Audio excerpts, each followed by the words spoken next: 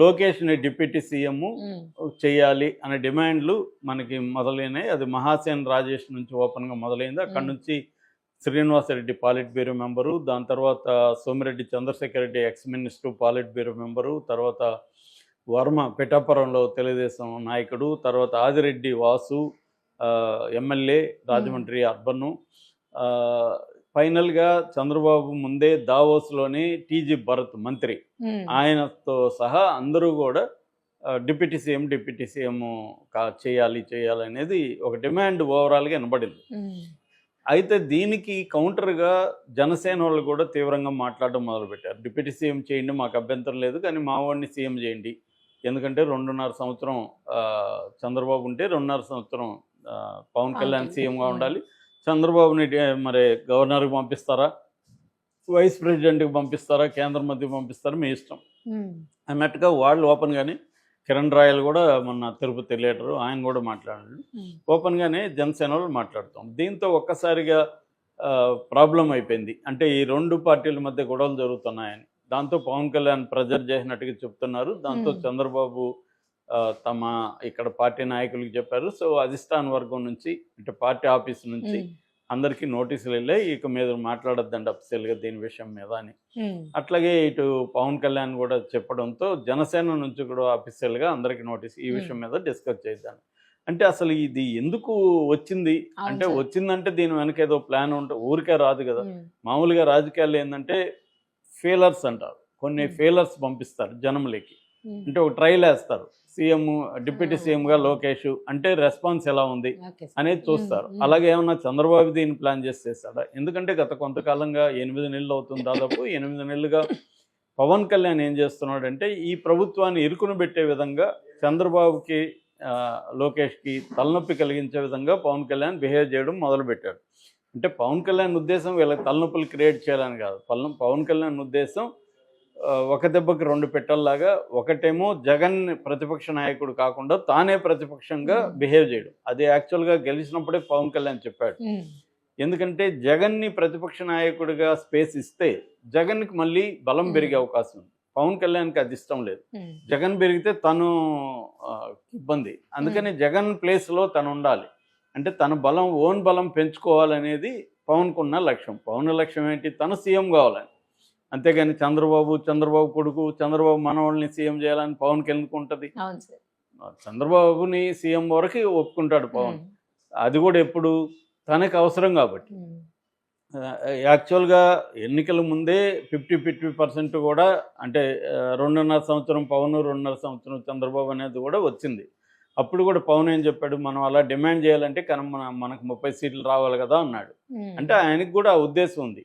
ఎట్లా కుమారస్వామి ఎగ్జాంపుల్ ఉంది, కుమారస్వామి 30 సీట్లు వస్తే అతను 2.5 సంవత్సరం సీఎం కాగలిగాడు. ఉమ్, కొన్ని ప్రత్యేక కండిషన్లు మైనారిటీ సీట్లు ఉన్న పార్టీ కూడా సీఎం పోస్ట్ తెచ్చుకునే అవకాశాలు ఉంటాయి. ఉమ్, సో అది జరగలేదు. ఎందుకంటే ఆయనకి ఇచ్చింది 21 సీట్లు. అది కూడా ఆయన మీద ఆధారపడి ఇవాళ తెలుగుదేశం ప్రభుత్వం లేదు. ఉమ్, తెలుగుదేశానికి సొంతంగానే 134 సీట్లు ఉన్నాయి. కాబట్టి ఇప్పుడు పవన్ కళ్యాణ్ వద్దనుకున్నా ఈ గవర్నమెంట్ ఏమీ కూలిపోదు, హాయిగా ఉంటుంది.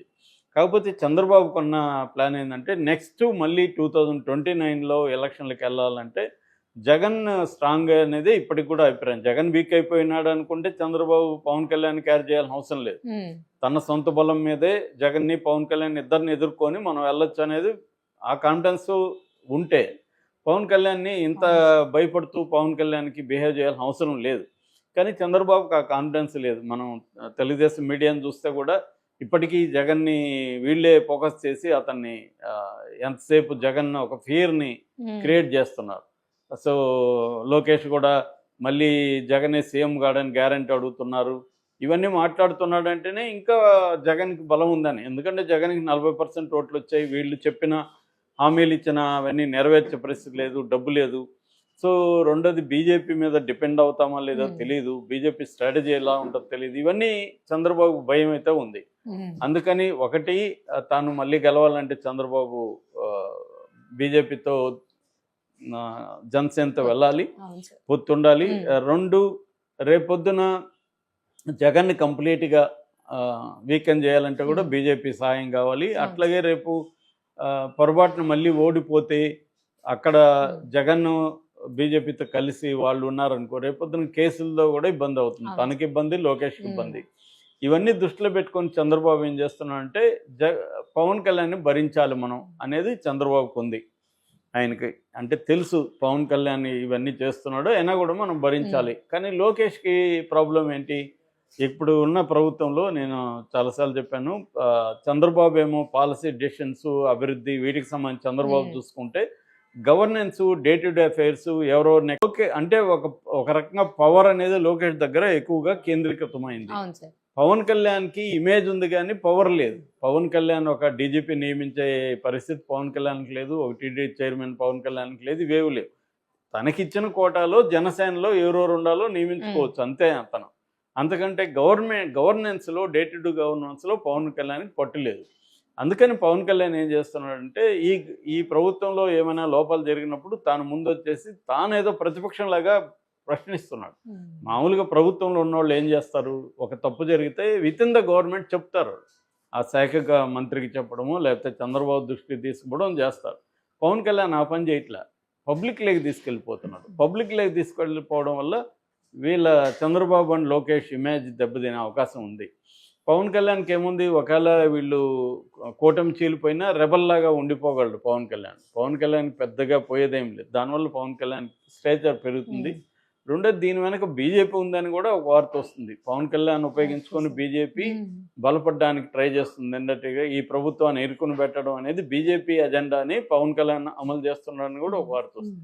ఈ నేపథ్యంలో చంద్రబాబుకి చాలా డిఫికల్ట్ టైం అని చెప్పాలి. అంటే దీన్ని పవన్ కళ్యాణ్ని తెలిసి కూడా సహించాలి. అట్ ద సేమ్ టైం సహిస్తా పోతే తెలుగుదేశం కేడర్లు, నాయకుల్లో అతని మీద మనం ఎందుకు సహించాలి, అతను బేసై మనం లేము, నిజానికి మన మద్దతు సెంట్రల్ గవర్నమెంట్ ఉంది, ఇవన్నీ వీళ్ళకి ఉంది. కాబట్టి ఇట్లాంటివి అప్పుడప్పుడు లేవదీసి మేము రెడీగానే ఉన్నాం, ఒకవేళ అవసరమైతే లోకేష్ని ఎలక్షన్ ముందే సీఎం చేస్తాను అన్న సిగ్నల్స్ పంపించడం ద్వారా తెలుగుదేశం కేడర్లు కొంత మోరల్ డౌన్ కాకుండా చూసుకోవడం అనేది, అట్లాగే పవన్ కళ్యాణ్కి కూడా ఒక ఇండైరెక్ట్ సిగ్నల్, నువ్వు మరీ ఎక్కువ చేస్తే మేము కూడా రంగంలో దిగాల్సి ఉంటుంది అన్న ఒక సిగ్నల్ చెక్ పెట్టడానికి. టైంలో బ్లూంబెర్గ్ అనే పత్రిక చంద్రబాబుని ఇంటర్వ్యూ చేస్తూ ఒక ప్రశ్న వేసింది. అది ఇప్పుడు వైరల్ అవుతుంది ఆ ప్రశ్న. ఎందుకంటే ఆల్రెడీ అలాంటి చర్చ ఇప్పుడు ఆంధ్రప్రదేశ్లో జరుగుతోంది. ఆ ప్రశ్న ఏంటంటే, మీరు కేంద్ర మంత్రిగా వెళ్తారని పుకార్లు వస్తున్నాయి, లోకేష్ని సీఎం చేసి మీరు కేంద్ర మంత్రిగా వెళ్తారని, మీరు వెళ్ళే అవకాశం ఉందా అనేది బ్లూంబెర్గ్ పత్రిక అడిగింది. సో బ్లూంబెర్గ్ పత్రిక అడిగిందంటే అది ఇంటర్నేషనల్ మ్యాగజైన్ కాబట్టి వాళ్ళు అడిగారంటే దీంట్లో ఏదో వాళ్ళకి ఇన్ఫర్మేషన్ ఏదైనా